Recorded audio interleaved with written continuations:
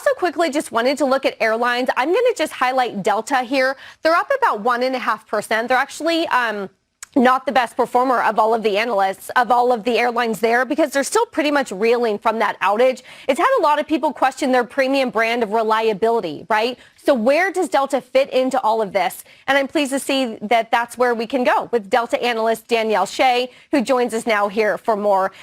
Danielle, you say that you're not shorting Delta yet. I'm curious, though, sort of what it takes for you to get there, given that they were the big loser in that big tech outage.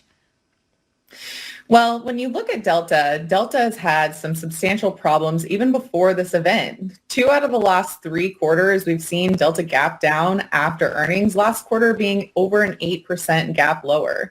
So what I'm looking for with this stock right now is the fact that it's sitting currently on the 200 simple moving average on the daily chart. This is a great spot to short stocks when it breaks. So if we get a break below, I'd say about 42, 42.50, especially on high volume, particularly going into next quarter's earnings report, which is going to be impacted, that would be a great spot to short the stock. You know, Danielle, hi, it's Charles. I want to ask you about the Mag 7, but let me just pick one thing up on Delta. There's a bunch of Wall Street analysts that covered 0 sells right now. In a way, that could be good, right? Because if they do start to adjust their ratings, that means they have to go downgrade the stock from here. I mean, would that play a role in you deciding to pull the trigger on the short?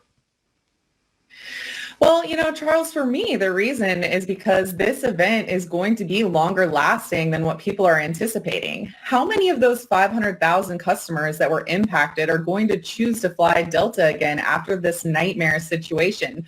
I know for me personally, I had a nightmare flight on JetBlue. Never again. So if you look at that and if you look at the way that earnings has already been impacted, I think that this is going to be a longer lasting impact than what analysts are expecting currently. All right. Listen, I have 47,000 bad incidents on United, but it's the only one that flies out of Newark. 30 seconds. Mag 7, you rocked all last year with these names. Are you buying the weakness here? Are you buying this dip? I love it, Charles. I think that this is a fantastic stock sale, but I think I want to wait until after Microsoft, Apple, and Amazon earnings next week.